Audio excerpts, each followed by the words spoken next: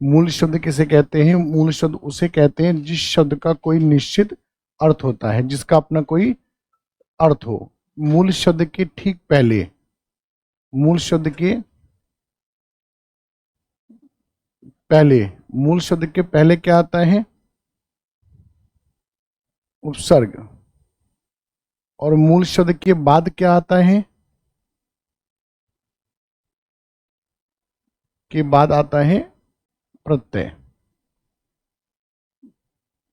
पहले यहां देखिए, बाद में लिखिएगा एक साथ। उपसर्ग को हम क्या कहते हैं? उपसर्ग को शब्दांश भी कहते हैं। उपसर्ग को शब्दांश भी कहते हैं। और प्रत्यय को भी हम क्या कहते हैं? शब्दांश कहते हैं।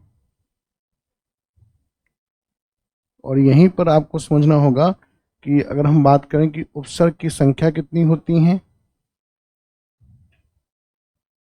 उपसर्ग की संख्या होती है 54, जिसमें हिंदी के जो उपसर्ग होते हैं, हिंदी के उपसर्ग,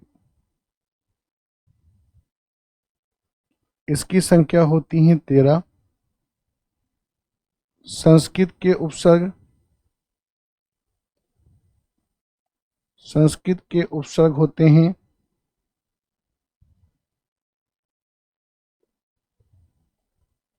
22 और उर्दू के उपसर्ग होते हैं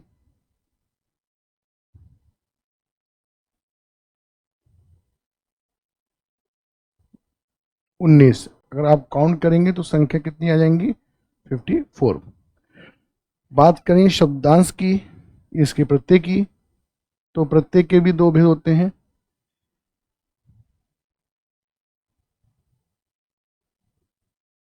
कृत प्रत्यय और दूसरा होता है तदित प्रत्यय।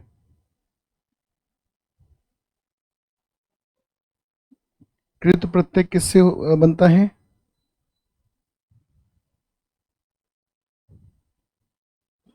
क्रिया या धातु के जोड़ने से। और तदित प्रत्यय कैसे बनता है? संज्ञा,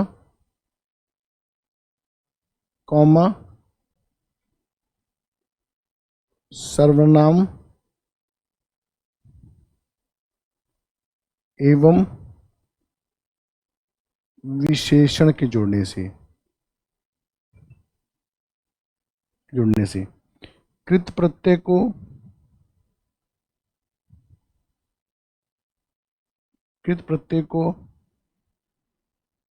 कृदंत प्रत्यय भी कहते हैं।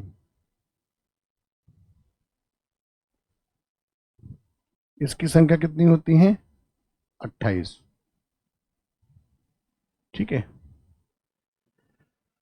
मूल शब्द के जो पहले होता है उसे उपसर्ग, उपसर्ग को हम शब्दांश भी कहते हैं। उपसर्ग की संख्या पूछी जाए तो 54। अगर हिंदी के उपसर्ग लिखा हो तो उत्तर दीजिएगा 13। संस्कृत के उपसर्ग लिखा हो तो उत्तर दीजिएगा 22। उर्दू के उपसर्ग लिखा हो तो उत्तर दीजिएगा 19। इसके बाद प्रत्यय को भी हम शब्दांश कहते हैं। प्रत्यय दो प्रकार के होते हैं, कृत प्रत्यय और कृत प्रत्यय को हम कृदंत प्रत्यय भी कहते हैं। आपसे क्वेश्चन पूछेगा कि वह कौन सा प्रत्यय है जो क्रिया या धातु के साथ जुड़ने से बनता है, तो आप बोलेंगे कृत प्रत्यय है। वह कौन सा प्रत्यय है जो क्रिया या धातु को छोड़कर संज्ञा, सर्वनाम या विशेषण के जुड़ने से बनता है, तो तदित प्रत्यय। कृत प्रत्ययों की संख्या कितनी मानी गई है? 28 मानी गई है। ठीक है। अब जैसे कोई शब्द है, जैसे अगर हम बात करें इसकी कि ये लिखा है, कोई शब्द है जैसे लिखा है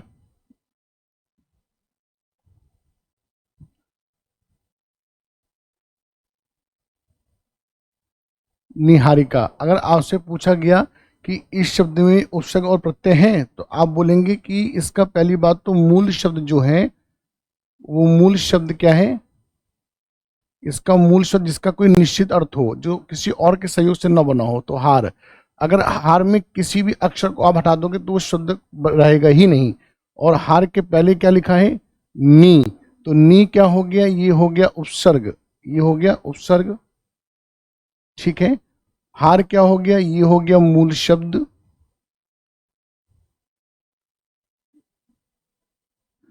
और इका ये हो गया प्रत्यय। तो इस प्रकार से अब आपके मन में बात होगी कि ऐसा सभी शब्दों में उपसर्ग और प्रत्यय होते हैं? नहीं, ऐसा नहीं है। अगर हम बात करें, जैसे लिखा है ये, जैसे लिखा है कि हिंदी,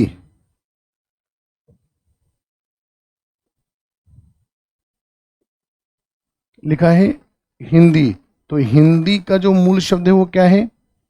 हिंदी का मूल शब्द है हिंद, और क्या लगा है इसमें? बड़ी ई। तो हिंद जो हो गया ये हो गया क्या? उपसर्ग। और बड़ी ई बेटा क्या हो, नहीं हिंद क्या हो गया? मूल शब्द आपका हो जाएगा। ये हो गया आपका क्या? मूल शब्द।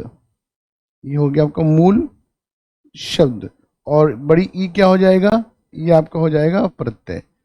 तो इसमें उपसर्ग नहीं है, इसमें प्रत्यय है। जैसे एक शब्द लिखा हुआ है कि, जैसे लिखा है, हाँ,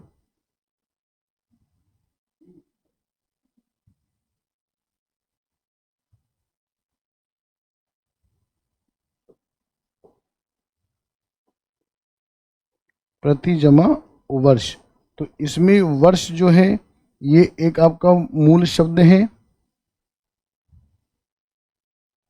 मूल शब्द है, और प्रति क्या है? ये उपसर्ग है। तो आपको ये मालूम चल गया कि किसी शब्द में उपसर्ग भी हो सकते हैं, प्रत्यय भी। किसी में केवल उपसर्ग हो सकता है, किसी में केवल प्रत्यय, किसी में उपसर्ग एक से ज्यादा भी हो सकते हैं।